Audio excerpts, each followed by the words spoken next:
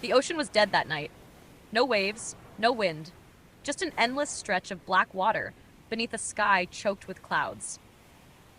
The ardent dawn drifted through the void, its rusted hull groaning under the weight of something unseen. Then came the first scream. It echoed through the corridors of the ship, sharp and ragged, cutting through the silence like a blade. The crew ran toward the sound, their boots pounding against the steel floor. The scream had come from the lower deck, but as they reached the stairwell, a cold wind rushed past them. Freezing, unnatural. Then the lights flickered, and the whispering began. It came from the walls, the floors, the very air around them, 1,000 voices overlapping, whispering in a language that no living man should understand. Get out. They are watching. The sea does not forgive. Then the lights went out completely. For a moment, there was nothing but darkness and the sound of breathing, dozens of terrified men struggling to stay quiet. Then, from the far end of the corridor, footsteps, slow, heavy, coming toward them. Someone fumbled for a flashlight, the beam cutting through the dark, and that's when they saw it. A figure stood at the end of the hallway, its body drenched in seawater, its arms hanging limply at its sides. Its face was missing. Where eyes should have been, there were only gaping holes, water pouring out like tears. Its mouth opened, but no sound came, only the deep, gurgling rasp of something that had drowned long ago. Then, it moved. A sudden, jerking motion, its feet not touching the ground, its body dragging toward them as if pulled by invisible hands. The men screamed. One ran, another dropped to his knees, mumbling a prayer. But it didn't matter, because in the dark, something whispered in their ears. And one by one, the crew disappeared into the blackness. A week later, the ardent dawn was found drifting near the Maldives. It was intact, no damage, no distress signals, but there was no one on board. Captain Rohan Verma and his team were sent to investigate. Rohan had seen his share of horrors at sea, pirates, deadly storms, even a fire on a freighter once.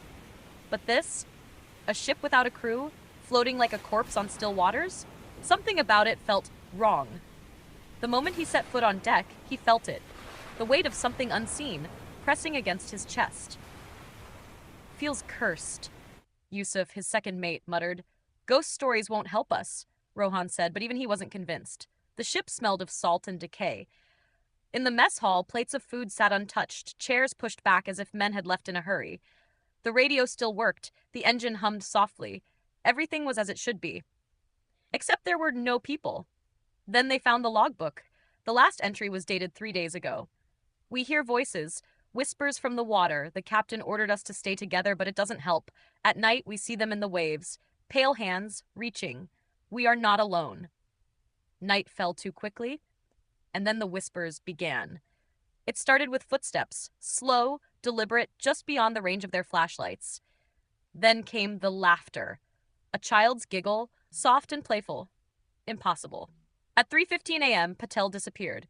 One moment, the chief engineer was checking the engine room. The next, he was gone. Only his flashlight remained, flickering at the edge of the open cargo hold. Rohan peered into the blackness below. The water was too still. Then, a hand reached up, pale, bloated, fingers too long. It gripped the edge of the ship, nails scraping against rusted metal. A face emerged, half decayed, mouth twisted in a soundless scream, eyes black pits of nothingness. The thing lunged. Rohan stumbled back, shouting for Yusuf. But when they looked again, the water was calm, as if nothing had ever been there. We need to leave, Yusuf whispered. But when they tried to start their patrol boat, the engine wouldn't turn on. The radio was dead. The whispers grew louder. They were trapped. By the second night, they saw them.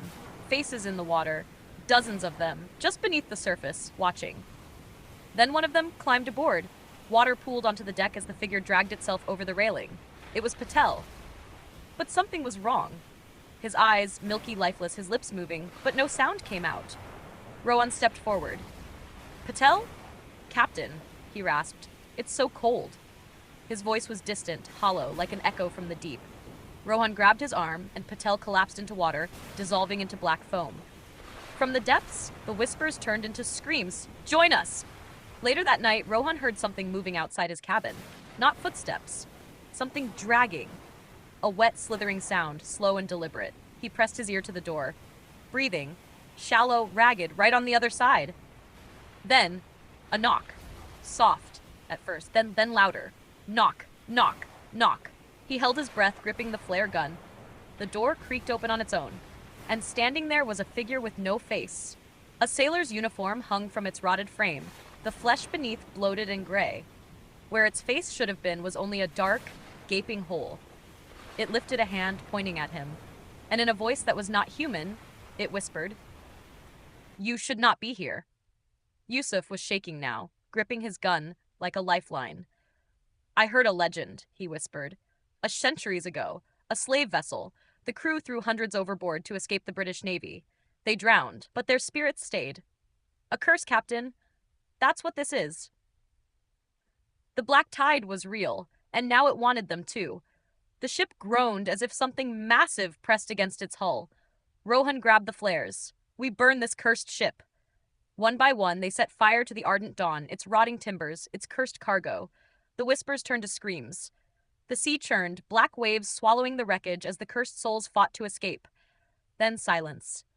A week later, a fishing boat found one survivor.